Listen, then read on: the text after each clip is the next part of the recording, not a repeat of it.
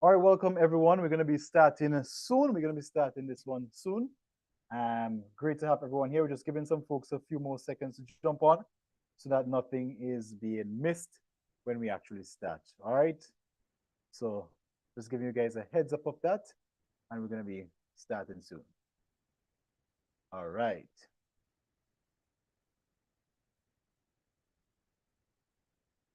Okay.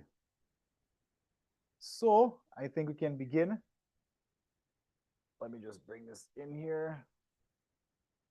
All right, so welcome everyone to our medical missionary crash course. I am your host for tonight's presentation, Coach Jason, and this is a crash course that we are doing from the Evesham SDA Church Health Department, and we'll be doing a crash course so persons can understand, most importantly, how to reverse diseases using natural remedies and natural methods. Okay, so that's the goal of this crash course. We have laid on some foundation. We actually started it back on Saturday evening. That was the first one, Laws of the Mind. And we were looking to bring it live. However, we had some technical issues with the streaming part of it. So we are more unable to bring that one live. Nonetheless, we are going to move on and we are really going to get into it this evening. So I'm going to bring up some of the slides here. But let me just make this clear, right? Let me just make this clear. And by the way, before I continue, just let me know in the chat if you guys are hearing me loud and clear so that I don't rattle on and you guys are not hearing me here. So just let me know in the chat if you guys are hearing me loud and clear. Give me a 1 in the chat, and that way that will give me permission to begin so that we can all be on the same path. All right, so just put a 1 in the chat if you guys are hearing me clearly, and we're going to move right into the rest of the presentation. So let me wait for the chat to come alive, and once I see these ones, then we will keep it moving. All right. All right. So let's see. It's coming in 1 by 1, 2 by 2, 3 by 3. All right. Okay. All right. So it looks like everybody is hearing me clearly. All right. So welcome again to the Medical Missionary Crash Course. And just a quick overview for those of you joining us for the first time. As I mentioned, the goal of this course is to help us as members and also non-members to be able to reverse diseases using the 8 laws of health. Now, this is the foundation of our training, and you will see some things being repeated over and over. The purpose of that is repetition is the key for learning. And I really want you guys to really hammer this thing down and be able, when you meet the different ailments, different diseases, different challenges, whether from your loved ones or persons out there, you will not be paralyzed. You'll actually know how to help them. And that being said, let's go ahead and share my screen. And you guys will also do the same thing for me. Let me know when you see my screen so that we can jump right into it. I'm going to bring up my screen. Now, we're using the Gospel Medical Missionary Literary Evangelist training. They have given us permission to use that for this specific lecture. And I'll be using the foundation for that one here with the presentation. So let me know if you guys are seeing that on my screen, and then we'll continue. All right. So again, the slides we have here is brought to us by the Natural Healing Tree Laws of Health and taken from the Gospel Medical Missionary Evangelistic Training. And tonight we are going to be looking at pure air. We're going to be looking at pure air. Now, as I mentioned in previous training, the easiest way to understand this, right? And this is really going to set you guys up for success. This is going to set you guys up so that you can have success while you're teaching this thing. Now, let me hold the mic in my hand so you guys could actually hear me clearly. Right, so this is going to set you guys up for success. And think of it as a house, right? Built upon these 8 pillars, right? Let's use the 8 pillars for now, right? Think of it as a house that is built upon these 8 pillars. And if you have a house built upon 8 pillars and one of those pillars goes missing or one of those pillars is damaged, would you feel comfortable living in that house? Let me know in the chat below. Would you feel comfortable living in that house? You are in a house, 8 pillars it is supported by, but one of those pillars is missing or compromised. Would you feel comfortable in the chat living in that house? Obviously not. Now, what about if 2 or 3 of those are missing? You more than likely will not even step foot in that house, right?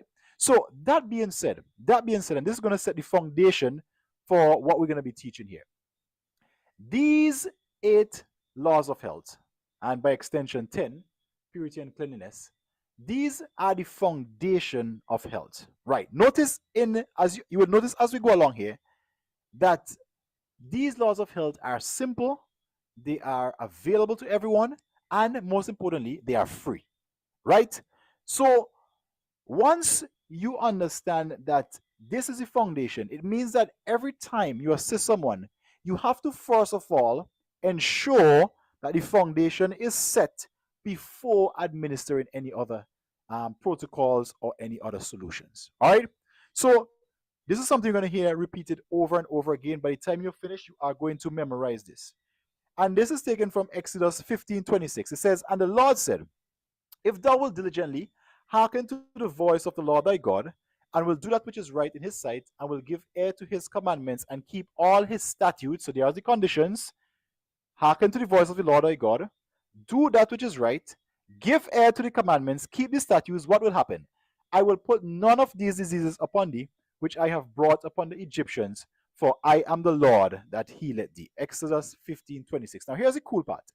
How much of you here are familiar with the diseases that the Egyptians of that time experienced? How much of you here are familiar with some of these diseases? And if you're familiar with them, put it in the chat. Now, here's the thing.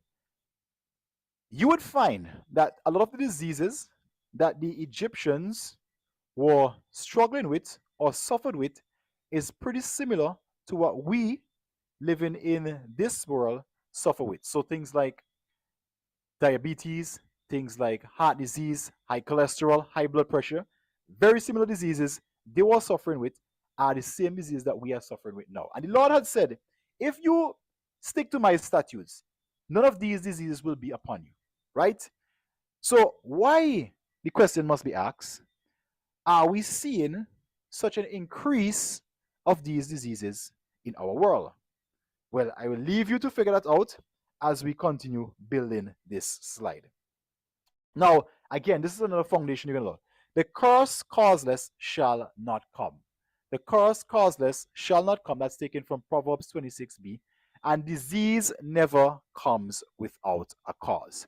Now, guys, if you do not remember anything from this presentation tonight, this right here, I want you to take a snapshot of it, stick it up in your wall, on your bedroom wall, and look at this every day until you could commit this to memory. Why? Whenever you are faced with any disease, you would understand the sequence of that disease and then be enabled to intelligently work on the source and fix it. Now, here it is. It says, disease is an effort of nature to free the system from conditions that result from the violation of the laws of health. Disease is an effort of nature to free the system from conditions that result from the violation of the laws of health, right? And remember we said earlier, disease never comes without a cause. So we are seeing some things here, and I have a slide that really depicts this really good. I don't have it here with me tonight, but don't worry.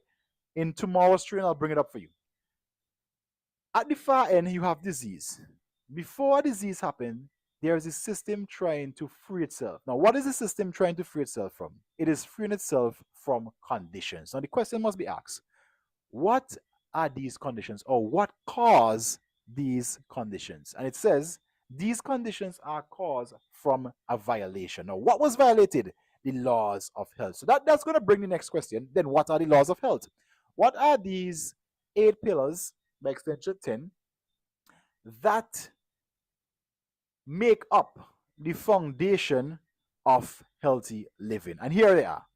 Pure air, which we're going to be looking at tonight. Sunlight, abstemiousness, and next word for abstemiousness is temperance. So basically abstaining from that which is bad and using judiciously that which is good. Okay? Not overdoing. Rest, exercise, proper diet, the use of water, trust in divine power. These are the true remedies.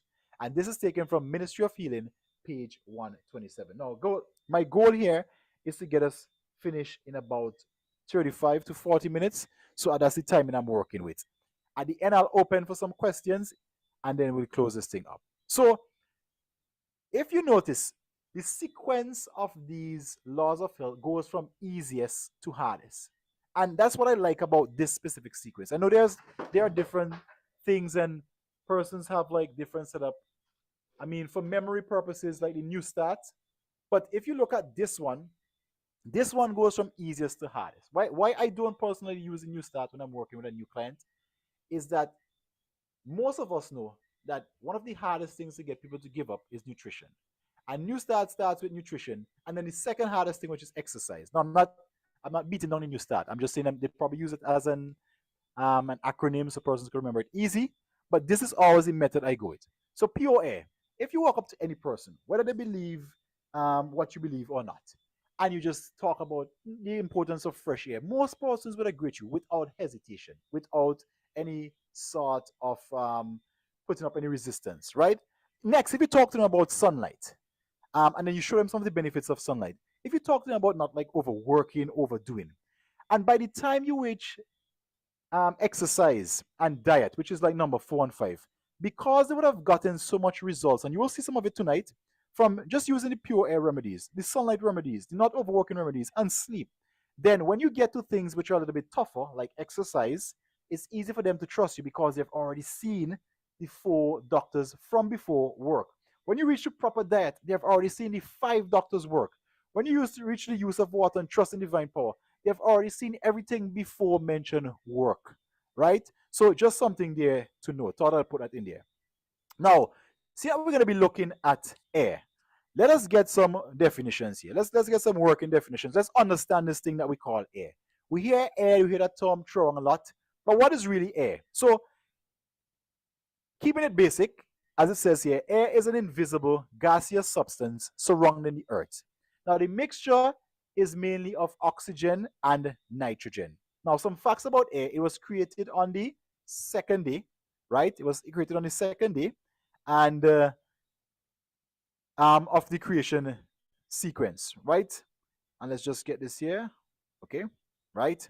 Now, some of the other components that are in air is, as we mentioned earlier, nitrogen, oxygen. So most of us things that air is only not oxygen. It has the other gases. So it has nitrogen, it has carbon dioxide, it even has water. If you think about the firmament, it has ozone and other components in trace amounts, right? So something you will notice about air is that when you breathe, when you breathe, what you are doing is in effect exchanging air. You are bringing in oxygen to the cells, which all the cells need, and from the cells, you are taking carbon dioxide and expelling that into the atmosphere. Now, again, this is why I find it extremely difficult to accept the evolution theory. Think of the setup. The plants uses carbon dioxide in the reverse. So they breathe in carbon dioxide and they breathe out oxygen. We breathe in oxygen and breathe out carbon dioxide. It's like the perfect cycle, the perfect exchange. And for me to believe that this just happened without any ingenious design, now apart from the other seemingly random happenings, I really find that one a difficult one to grasp. It's like we're walking into a room. Imagine we're walking into a room, right? And we look on the wall and we see one of the most beautifully crafted and painted pictures ever. Not even, what was his name? Leonardo, right? That was or Da Vinci, whatever that great artist was. Not even him could have replicated such a design. And then you're going to tell me that this design just happened on the wall. No one painted it, it just happened there. Now, as absurd as that sounds, it is really the same way with the created world. Everything just seems to complement each other. And you're telling me all of this just happened. There was no ingenious design behind this. Again, I find that one a difficult one to swallow, right? Now, keeping it moving. We're building here. So we're looking at air. We are looking at air. Now, you can live a pretty long period, up to 30 days, I believe, without food.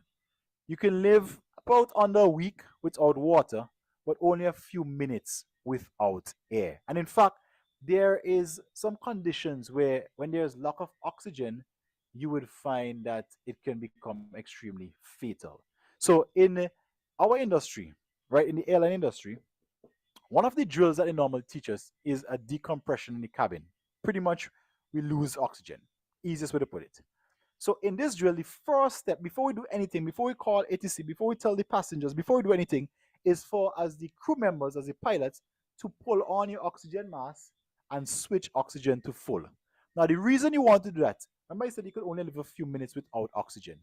So by doing that, we are ensuring that as the operating crew, we are fueling the body and preventing the crew from passing out. Now, once we have that in place, then we can go ahead and help the other members and get them in place, right?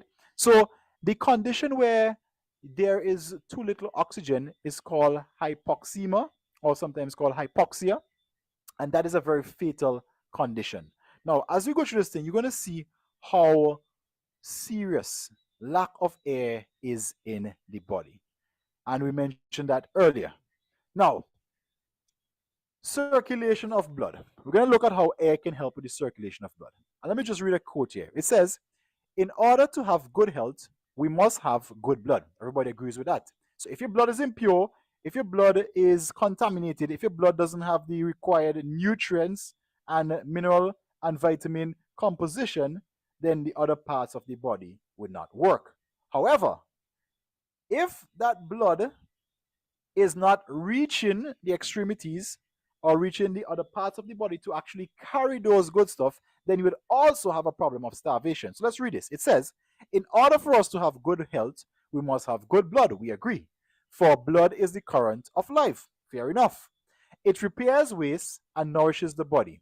When supplied with the proper food elements, when cleansed and vitalized by contact with pure air, it carries life and vigor to every part of the system. The more perfect circulation, the better this work will be accomplished. Now, check this out. When it has the proper food, when it is cleansed and vitalized by contact with what? Not herbs, not dandelion, not burdock root, not whatever the other herbs out there, but it is cleansed first of all by pure air. Now, remember I said earlier, the pillars, these are the foundations. Before you even reach to helping anybody by giving them herbs, you have to make sure that these pillars are in place. Because what you would find, if these pillars are out of place, and when I bring that slide tomorrow, you will see how this thing lines up. If these pillars are out of place, all you will be doing is spinning, as we say here, mud in top, right? The condition would always repeat because you are just fixing the condition, but the condition is there because of a violation of a law of health. So if that violation is not fixed, if that law of health is not repaired, then it doesn't matter how much herbs and all of these things you throw on it, that condition will never cease. I want that to stick in your mind.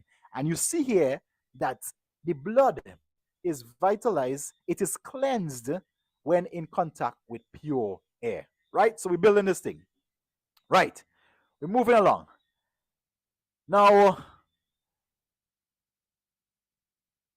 right, so we see that air helps with vitalizing, cleansing the blood. But how do we bring that air into the body? It says here, in order to have good blood, we must breathe well. And you'll be surprised that a lot of persons do not breathe properly, right? There's actually a technique to breathing, and most persons do not breathe properly.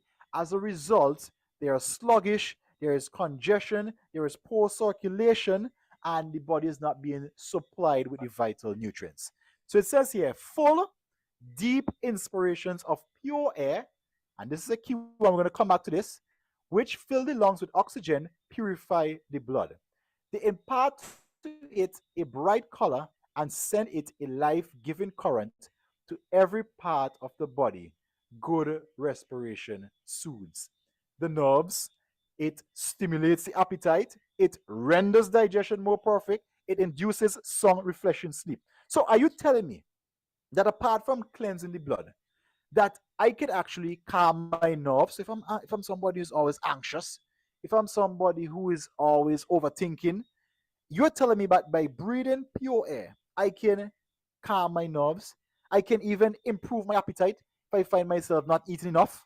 I can enhance my digestion. And the one that most persons struggle with, insomnia, I can improve my sleep. Folks, I am telling you, that is the power of pure air. And there was once when I was, actually, it was last year, when I was in Trinidad and we were doing the health checks down in Point Footing. A client came in doing blood pressure, and her numbers was rather elevated, right? And we put her on this thing. Well, it's a technique called respirate, and all it includes is deep breathing. Breathe in, hold your breath for about 5 to 10 seconds, slowly release. Repeat that for about 10 times. Put her sit down in a chair and had to respirate. And by doing that, we was able to lower her blood pressure. No medication. We didn't have to use any herbs. We did not even have to reduce our salt, right? I'm not saying that you continue to use salt if your blood pressure is high, but I'm showing you in a few minutes, she was able to lower her blood pressure by just deep breathing. It's a technique called respirate, right? And you will find that as you breathe, as you take in fresh, pure air, you will find a lot of the complaints, a lot of the challenges, especially those regarding your circulation, would actually improve. Now we have to know, where is this pure air found? And let me stick a pin here. The Bible says, "My people are destroyed for lack of knowledge." Now, let me show you why it is important for you to actually read these information for yourself, right? Why is it important? And I'll give you guys some of the recommendations. A great book is Ministry of Healing by Ellen G. White. That's a great book everybody must have in the library. And next one is Kong Slow's on Diet and Food. Those are two great books that you must keep, and we'll go through some things on that. But my people are destroyed for lack of knowledge. Now, during COVID, what was the advice given by the medical community? Or let's say by the world? The advice given was to stay indoors, isolate, and cover your nose and mouth with a mask, right? It says here, let's just back it up. It says here that in order to have good blood, so the blood is the life current. The blood is what carries everything in the body, including the white blood cells, which will help to fight off any diseases, including the nutrients, the minerals that is needed to fuel the cells to do their job. So in order for us to have this, we need to have full, deep inspirations of pure air. It will brighten the color of the blood, give giving current. It will stimulate the appetite, render digestion more perfect, and induce sleep. So when we breathe pure air, we are in essence electrifying the body to do its job. Long story short. But the advice given during COVID was to stay indoors. So right off the bat, you have locked off your source of fresh air. To add fuel to fire, you are covering your nose and mouth with a mask, breathing in, recirculating the air right in this passage area. Why do you think so much persons die during COVID? Something to think about. However, if we were reading, or if we understood the material, or if we studied the material, you would see that that was counterintuitive. In fact, that was what will fuel the disease and make it do more damage than it was intended to do. Well, let me not say intended, that it actually did. Okay? So just something to think about. Now, that is why we have in these classes, so that whenever you are faced with any challenges, any outbreaks, any plagues, because the Bible did promise that there will be more plagues coming, right? COVID-19, if you guys are prophecy students, if you're not even prophecy student, if you're just reading and you're studying, you would realize that COVID-19 was just the warm-up, right? That is just the practice run. The real McCoy is on its way. So this is why we are taking this time to do these classes, because we want to get this information into as much person's hands as possible, so that whenever you are faced with the next pandemic or plandemic, whatever you want to call it, that you will have the tools necessary and no one will trick you. Whatever authority will trick you into doing things that will actually compromise your health. So we're handing you information I'm going to always give you the books that you can go back and reference this. So you're not going to say Coach Jason said. You are going to be able to go back and reference this information for yourself. And if you notice, most of the quotations keep saying the same thing. Now, so we talk about the pure air. Now let's look at some ways in which we can get this air into our home. So let's read this quotation. It says, let there be a current of air and an abundance of light in every room in the house. So first of all, pulling your curtains down, pulling your windows down, acify in your house, if there's such a word, acify in your house. It will be a little bit impossible to get abundance of light and free air, pure air coming in, right? Now at night, it says that sleeping rooms should be so arranged as to have what? Free circulation of air day and night. No room is fit to be occupied as a sleeping room unless it can be thrown open daily to the air and sunshine. So what is this saying? Pretty much at day and night, you want to ensure that you open your windows. And hold on, I'm going to get to the part of security. You want to ensure that there is fresh air moving throughout the house and also sunlight, right? That will keep your house purified. Now, what about cases where the crime rate is high? So let us apply wisdom. Most countries, most of us have something called burglar bars, right? Burglar bars are there, as the name would suggest, to prevent unintended intruders. Now, what we would suggest is that if you have windows that are higher, like there are some windows that are higher, keep those ones open.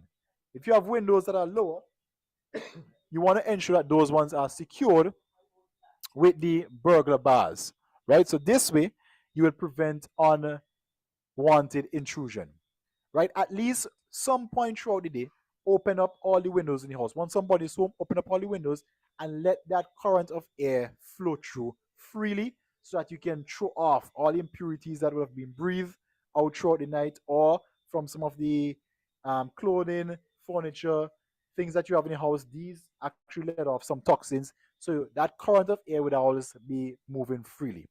Now, think of air like water. If you have, and we'll come to this lesson, if you have two bodies of water, a pond where the water just catches and stays there, and this is a great analogy for it because air and water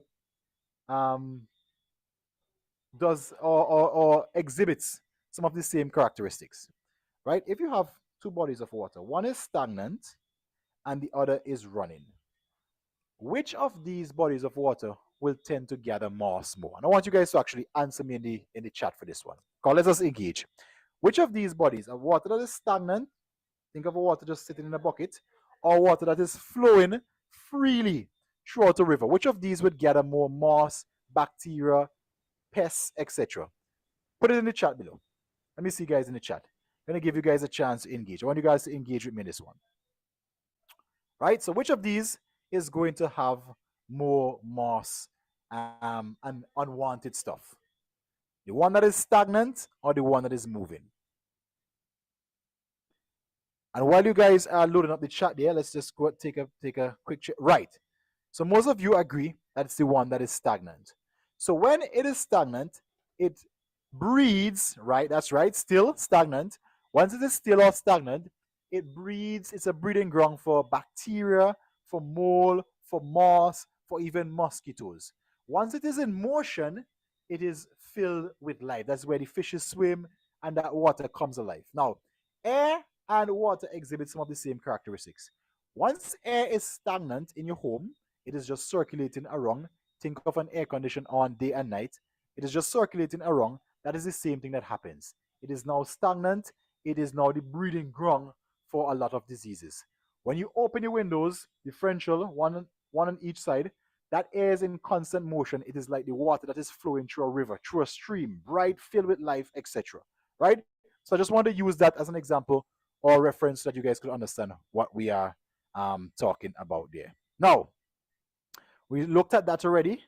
And again, like I said, we're trying to move so that I can finish this on time. I know you guys came out here after a long day, so I have to keep that in mind as well, right? So let's look at pure air on the sick. Now, once you're sick, how does this pure air come in? What are some of the things that you hear when you're sick? When you're sick, you want to ensure that you lock in the room, stay away from everybody, kind of don't make the cold draft fall on you, etc. Let's see how that lines up. So, in pleasant weather, the sick in no case should be deprived of a full supply of fresh air. Now, notice it says in pleasant weather, right? Keep that in mind. Fresh air will prove more beneficial to the sick than medicine. Fresh air will prove more beneficial to the sick than what? Than medicine. Fresh air, right? And is far more essential to them than their food. So if somebody is sick, you want to ensure, once the weather, notice says they're in pleasant weather, that fresh air is given to them. So obviously, if you have like rain, thunderstorms, that water draft blowing in, obviously you won't want to put them by the window in a case like that. But once the weather is fair, it's pleasant weather, you want to ensure that the sick persons have a supply of fresh air, right? Every breath of vital air in the sick room is of the greatest value. Although many of the sick are very ignorant on this point, they feel very much depressed and do not know what the matter is. A draught of pure air through their room would have a happy, invigorating influence upon them.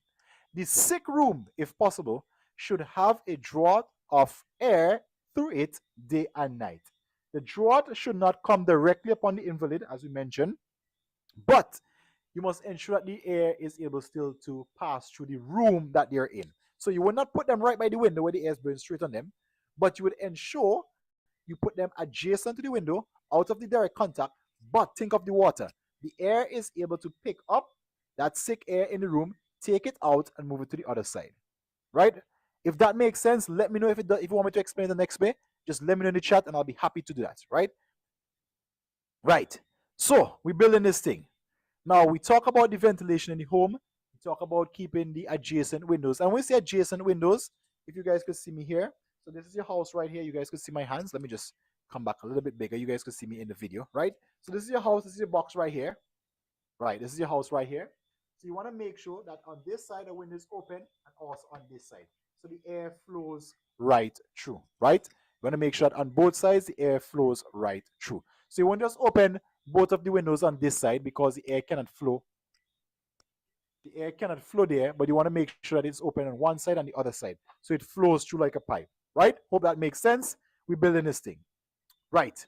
Now, check this out. This one is an interesting one. It says, many who have died of consumption might have lived if they had breathed more pure air. Fresh outdoor air is as healing as what? Medicine, and leaves no injurious after effects. Now, guys, I hope that you are seeing, how important fresh air is. And it seems like just a simple law of health, like, oh yeah, pure air is good, awesome. But you are seeing that persons with certain conditions, as it says here, consumption, could have been saved had they gotten an ample supply of fresh air. You might say, okay, that was written so long ago. I just showed you earlier in COVID-19, when all of us or most of us were locked down, a lot of persons who died did not need to die. Had they gotten pure air and not be suffocating in mass ventilators and locked indoor, a lot less lives would have been lost. So that is something that, and you see that's what I like about COVID-19. COVID-19 is something that we can actually relate to, and we saw it for ourselves. Okay, guys, so this is not just some ancient teaching. You actually saw the opposite of not doing it, right? So just keep that in mind. Now, again, we saw here that it is important to keep the air pure. Now, what are some things that could cause the air to be impure? So, as we are looking at pure air, we know that we want to keep the windows open. At least once they want to have that fresh air flowing through. We want to keep windows so that we can have an ample supply of air, especially for those who are sick, right? We want to make sure that that is in place. But what are some things that we can do or are doing that may be contaminating the air in our home? And one of them is keeping the garbage inside, right? So once you want to be throwing out your garbage on a daily basis, especially if you're doing things like compost, like a compost like the rotten vegetables or the waste vegetables, waste food, you want to make sure that is thrown out on a daily basis. You want to keep that in your house overnight, because as you open that bucket, you are letting out toxins that, if you couple that with an air conditioned home, that are just going to be constantly circulating, right? On top of that, there are certain fabric material, certain things in your couch, certain sprays, certain dyes that let off fumes throughout the house. So now you are seeing why it is important to air out this house and not just be stuck with the AC on. I do realize that the season is getting hot, it's getting warm, but at least once a day, make sure that house is aired out. Make sure you have a fresh supply of air circulating throughout the home. Is this making sense? If it's making sense, let me know in the chat that this thing is making, as Brother Luke would say, all the sense in the world. All right, great. So again, we're building this thing. Now, this is a good one. What are 4 ailments caused by not getting an adequate supply of fresh air? So if you don't get fresh air, what would really happen to you? Well, here are some: fevers, colds, lung disease, which include things like asthma, bronchitis, pneumonia, headache, and you could see this, right? Faintness, vomiting and diarrhea, smallpox, what? Measles and cholera, diseases of the eye and skin. And it is easy to understand why, For the asthma and those bronchitis one, you could probably say, okay, well, yes, that's just fresh air. But what about things like fevers, headache, faintness, smallpox, etc.? Remember, let's build this thing. The blood carries everything that is needed in the body, including the nutrients, including the antibodies that fight off infections and fight off intruders, and also it carries it takes waste from other parts of the body and bring it to where it needs to be. So once the blood is in proper circulation, once it is reaching the entire parts of the body, think of it like a highway transporting goods and picking up waste. Once that is happening, in fact, let's break it like this. Imagine if you are living in a village, right? And in this village, you have a grocery. So you're not able to go to the grocery, something like COVID, but you have a grocery truck that comes, it brings groceries, and then a couple of days after the garbage truck comes, remove the garbage, and that cycle is broken. Now, let's say that truck only goes to half of the country. What will happen to the other half? They will start to suffer with things like pollution. They might have disease outbreak because of the garbage that is being piled up. They would have starvation, lack of food, right? And you will have all of these issues. That is the exact same thing that happens in your body. If the blood is not able to reach every part of the body and carry the good stuff, pick up the bad stuff, you will have that same thing. Some parts of the body will have starvation, other parts will have a buildup of toxin. As we saw earlier, by breathing pure air, we help to not only purify the blood, but we actually help to fill it with life and also boost the circulation. So now the blood can reach to the extremities and deliver the good stuff, pick up the bad stuff. When that is not happening, obviously fevers will attack you, right? Because antibodies will come in, not antibodies, sorry, the bad stuff will come in, the bad viruses, the bad bacteria will come in, they will attack parts of the body, but because the blood is not being pushed there and loaded and invigorated, it cannot send enough foot soldiers there to fight that part. So you then end up with a fever. Cold, same thing. Headache, same thing. Headache, again, too much blood in the head, right? And it's not being able to move freely, and then you have that pressure building up. Faintness, the opposite. Not enough blood in some areas, and so you are feeling lightheaded, you're feeling dizzy. Now, does this thing make sense? And this is all from pure air, right? You see how this thing lines up. Now, let us see here. We're building, we're going down. I'm going to stick with the main parts. So we talked about the garbage in our home that could cause the air to be impure.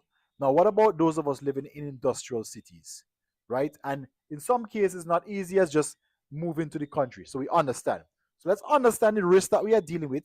And at the end, I'm going to provide you guys with some solutions that you can use when you are in these places. So if you live in a country or city with high levels of smog and pollution, this could actually increase stroke, right? High levels of smog pollution can also increase the risk of adult onset appendicitis, right?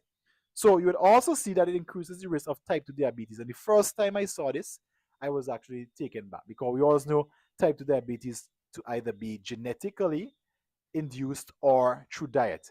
But actually, impure air can induce or increase the risk of type 1 and also type 2 diabetes. In fact, if you look at it, right, you would see that they actually did some studies. And when there was air pollution, they did both in animal studies, and pay attention to this chart. You could take a picture if you want. When they did human studies and animal studies in these two organisms living in polluted areas, they found that in human studies, let's focus on that, they had an increased risk for type 1 diabetes, type 2 diabetes, insulin resistance, a higher body weight, gestational diabetes, high blood sugar, complications, mortality in people with diabetes. So, in essence, if you are living in a area of the world where there's a lot of smog, where there's a lot of pollution, you are pretty much increasing your risk for these things. Now, as I said, we will give you some solutions at the end.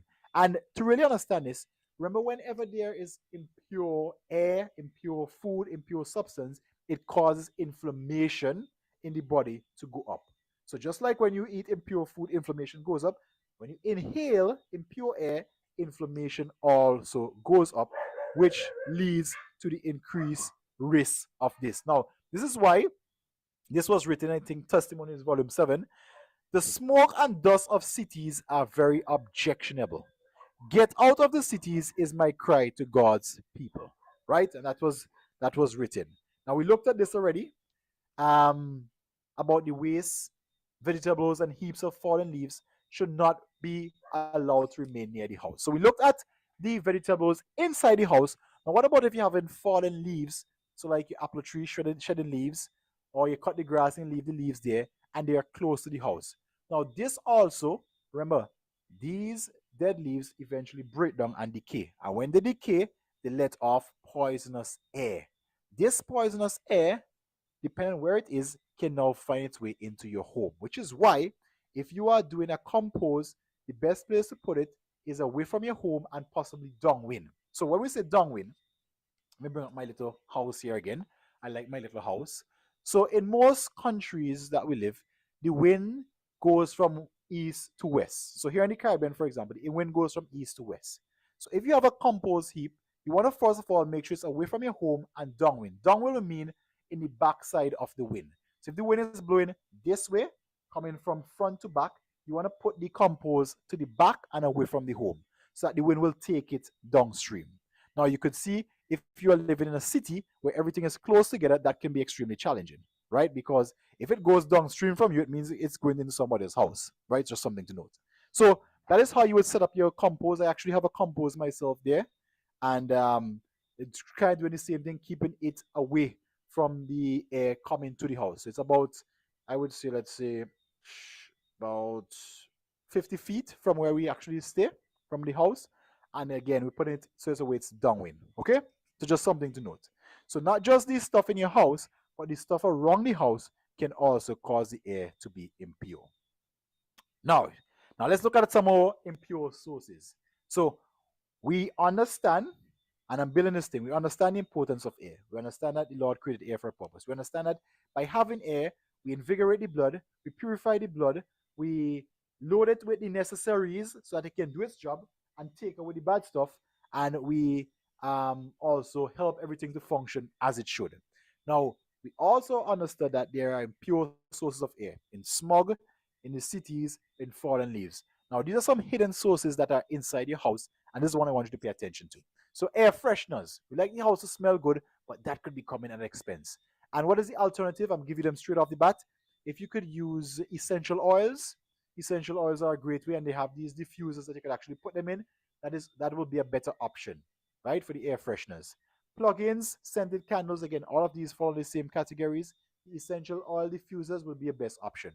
So, scented candles can cause lead poisoning, and these are especially dangerous if you have infants or small children or pregnant women, which are all the same category, in the house, right? So you don't want to have scented candles once you have small children. Now, radon gas, this is typically found in the first world nations, so typically found in the basements, and is the second leading cause of lung cancer and lung disease. So some of these things you could actually test if you're living in those countries, to see if you have these hanging around. Now, pesticides, this is an important one. So if you use a lot of pesticides, this could be Baygon and these kind of stuff. These have a strong correlation to inhaling pesticides and Parkinson's disease. So there's a strong correlation from the studies to inhaling pesticides and Parkinson's disease. And we live here in the Marico Valley, which is a big farming community, especially when banana was swinging. And a lot of things that would have been used here in the pesticides would have been things like gramazone, primicide, Roundup, and in some cases they used to have an airplane, a crop duster that would spray the banana. But all that would have been leading pesticides around this specific area. And so if you live in the Marico Valley or you live in a farming community, what we would suggest for you, and I'm giving you the solutions right now, I'm coming back to it, is doing a full body detox. Blood, liver, colon, kidney, and of course add something like charcoal and a heavy metal detox to take out the things like lead and aluminum.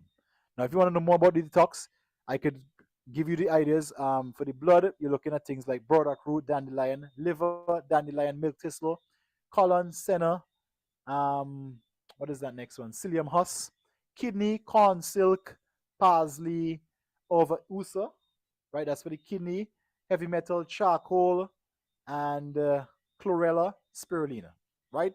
If I move too fast, you guys know where to find me. I'll send you back them again. All right, so we're building this thing. Now, cleaning chemicals as well. So some of the things that we use to clean our kitchen, clean our oven tops, nitro oxide, sulfur oxides, these are from kerosene heaters, lead paint, which is some of the paint that we use to paint our home, asbestos, well, you have seen all of the advertisements on TV, mold, this is where you have like standing water or a lot of moisture. These can cause mold to build up. Carpets, so you want to make sure that you vacuum those carpets, you clean those carpets in cases you may need to change the carpets to prevent that. Carbon monoxide, there are devices for monitoring that. And the sick building syndrome, eye, nose, throat irritation, headaches, rash, sinusitis, right? Glue and silicone, these are some of the stuff that are here. Pet, feces, etc. So now you guys saw some of these sources of impure air. Let us see how we can fix this. So I gave you some earlier, and a lot of them are hidden in the natural cleaners, right? So how can we actually fix this thing? And this one, I'll hold it on the screen so you guys could take a snapshot. Now, I see mommy do this one a lot. So it is white vinegar, water, and she uses lemon. Now, you could also add baking soda to this to make it more potent. And for the flavors, this is where you would add the 30 drops of lemon essential oil. Mommy would just normally just squeeze lemon or lemon dishwasher, right? You could also add the the peppermint essential oil. So let's just go it over. 2 cups of vinegar, 2 cups of water, 1 teaspoon liquid dishwashing soap if you have a natural option. Now for the scent, you would drop 30 drops of lemon essential oil. You could also squeeze a lemon in there. Or you could also drop 20 drops of peppermint essential oil. Now you could also add, and what we add is also baking soda to it, right? So we add baking soda to this as well. And this is an all natural cleaner, and you could use this to do everything that you use a cleaner with. I'll leave it on the screen for 2 more seconds so you guys could take a snapshot. I think everyone should have a snapshot by now, right? Everyone should have a snapshot. Excellent. Right, so we're moving merrily along. Now for the deep clean toilet scrub, here's the next one. So 1/2 cup baking soda, 1/4 cup liquid dishwashing soap, 1/3 cup liquid dishwashing soap, 1/4 cup hydrogen peroxide. Again, for the scent, 30 drops of eucalyptus oil, or you could use tea tree oil, or you could use a peppermint oil or a lemon oil, whatever works for you, and 3 cups of water. Mix all the ingredients together in a squeeze type bottle and then squirt into the toilet, scrub, and let stand for 30 minutes. So this is your natural deep clean toilet scrub. Let me just leave it there for a little second so you guys can get your picture. Take your phones out, take a snapshot. If you're on your smartphone, you could do a screenshot of this, right? Excellent. We're almost to the end. Lovely. Right. So fresh air contains negative ions. Now there's negative ions, there's positive ions. Now, easiest way to put it, the negative ions complement our body. So they help the body with fighting the immune system, they help to improve your mood, etc. The positive ions actually saps the energy from the body. And this one is a cool one because Me and my wife was having this discussion the last time I was in Trinidad. So I came to work with my wife, and she works in the Veredi bookstore in Point 14, right? And that's an air condition office, obviously, because of where it's located. And what I found is that I sat there and I didn't do much in terms of physical activity. Just sat on the computer, sent out my mails, just pretty much, it is for working in a bookstore. And I came home for that whole week and felt a lot more tired than if I was at home doing gardening in the sun and doing heavy manual labor. I also found this when I used to work at the Ayatba bookstore in St. Vincent. When I leave the Ayatba bookstore, I would just come and want to sleep, right? And in terms of physical labor, it was nothing compared to what I would normally do. In fact, there was a time in Green I was doing some construction with a church brother of mine. For 3 days, we were working in the hot sun. We started at about 9 o'clock and finishing at 4:35. And it was during the dry season, so the sun was real hot. But at the end of the day, I would still feel energized, even though I was working in hot sun, drawing concrete, mixing concrete, carrying mortar, that kind of stuff. I felt a lot more energized than when I sat more inactive in the bookstore in Point Forty with my wife or here in Ayalpa. And what happens is that air condition lets out a lot of positive ions. Now, what positive ions does, it saps or sucks the energy out from your body. And as such, you are going to leave there feeling a lot more tired. And you guys could actually test this for yourself. Compare how you feel when you spend more time outside in terms of energy at the end of the day to when you sit at the air conditioned office for the whole day. And you will notice that the energy levels at the end of the day is totally different in both. Now, where would you find a lot of positive ions? At the mountainside, after the rain. So after the rain has passed, that's a good time to come outside and take a couple deep breaths of fresh air. So I know we just had some rain here in St. Vincent. And for those of us like Nicole, Sister Annette, well, Sister Annette and Trina, I think you guys had rain too. But those of you who went in St. Vincent had that rain, we were working out outside in our porch. So we got some of that fresh air.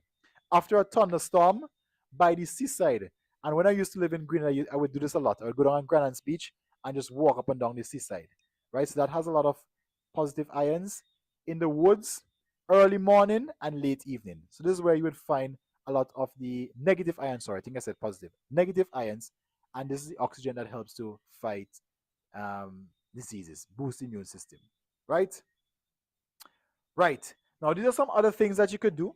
So, for example, those of you living in the cities, living in the major cities of the world, and it's not something you could just get up and move to the country, here are some action steps you can take in addition to what I've already mentioned. Now, until you can move out of the city, you want to increase your vitamin C. As you guys know, vitamin C is known for helping to boost the natural immune system. It actually destroys pollutants and poisons produced by bacteria. You also want to increase vitamin A and E, which neutralizes pollutants by retarding cellular damage. Vitamin A protects the mucous membrane of the lungs, which is important. Vitamin E and zinc prevents lead absorption, right? So we showing you how to take out the lead, and we're also showing you how to prevent more from coming in.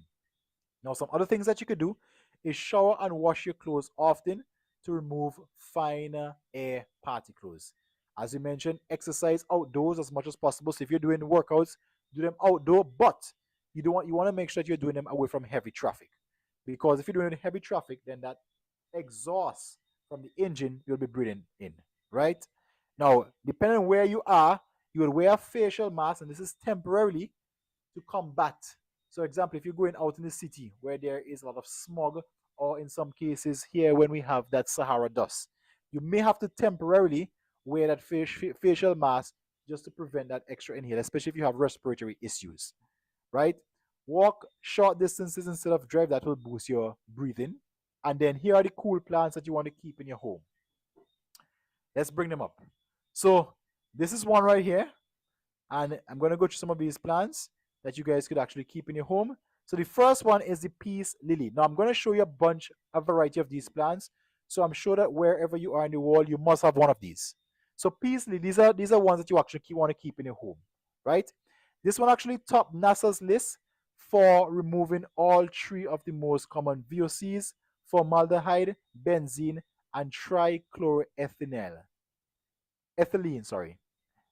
Right? So this is one that you want to keep in your house. So if you have any of these, start putting them in your house. Aloe vera. Aloe vera, again, this is a very robust plant. It doesn't need much care and attention, so you can pretty much set it and forget it. Water it every now and then when you remember, and that is something you want to keep in your house. Let's go through them. The spider plant. So this is what it looks like right here, right? The snake plant. Now this is one I actually have in my bedroom. So we have the snake plant here, and in the Ibisham church we also have the snake plant in there. So that's one that you could use. And guys, you can also take these things to your office. So as I said, the ideal thing will be in fresh air, but if you're in a confined environment where you can't get that supply of fresh air because of work until you could find a better job, then you may want to keep some of these plants in your office as well so that you can help to purify as best as possible, right? The golden pothos, hope I pronounced that right. Chinese evergreen. I'm taking some time to show you guys the pictures. And guys, let me know if you want me to send you these flowers or these plants. Let me know. I could probably just snapshot these and just put them in a document and send them to you guys. So just let me know after, okay? Right. So we're almost here to the end. And we talked about exercising in pure air. Should be prescribed as a life-giving necessity. Now, let's just go ahead and wrap this thing up now. So you have learned tonight the first pillar of health, the first law of health, which is pure air. You have learned what air is composed of. We're going to recap. You have learned what air is composed of. You have learned the benefits of air to the body via the blood. You have learned the detriments of impure air. You have learned sources of impure air. And you have also learned, if you are susceptible to those sources, how to clean your air and supplements that you can use to enhance your respiratory system. And last but not least, plants and natural cleaners that you can use to enhance your air. So what I want you guys to do, I am always a firm believer in just focusing on one. You learn a lot of stuff tonight. You learn about the plants, you learn about the natural cleaners, you learn about opening your windows, you learn about the supplements. Pick one that you can start with. Pick one that you can start with and implement it so that you can start the process of purifying the air that you breathe. Now, once you master that one, then you can go on to a next one and another and another. And I believe you're actually recording this one on YouTube as well. So you guys could always come back and reference this video for more information and be able to go back to it. So that being said, that brings us to the end of our presentation for tonight. The Medical Missionary Crash Course, we're looking at pure air tonight. And in our next training tomorrow, we're going to be looking at sunlight. So we're going to go through all of these. We're going to see how much we can get through done this week. And then next week, we're going to look at the actual remedies. So things like high blood pressure, high cholesterol, fibroids. How do we reverse these things? When we actually meet clients or we have them ourselves, what are some of the methods that we can actually use to reverse it? So it's going to be exciting. I anticipate it will take about 14 days. I was hoping to get it in 10, but we'll see how fast we may be able to do 2 sessions per night, and we'll go from there. So let me just check the chat to make sure that there aren't any questions. The picture of the plants in the chat. Okay, no problem, Joy. And let's see. Let me see how we can send this to everybody who is in the chat here. So we may take a snapshot of them and put them up on a website and post that so you guys can actually go there and download it. That might be the easiest way because not everybody is in all of the WhatsApp groups. Okay? So thank you guys so much. As I said, this is a training that is brought to you by the Ibisham Seventh-day Adventist Church Health Ministries Department. And this is our crash course in medical missionary. It's going to be exciting. We looked at the first law of health. We looked at pure air. Tomorrow we have sunlight. And again, if we can get 2 laws in per night, we'll see if we could get some in. Some of them a little bit longer. So we're going to have to just stick with what we have. The link will be the same. The flyers here, it is an open training. So you can share this flyer with your friends, your family members, your church members if you want to get them here. Your co-workers, your colleagues. And we'll be going through this thing piece by piece. So you guys have yourself a blessed night. You guys ask for the pictures. I'll get that sorted out for you. And until our next training, take care, and I'll see you guys later.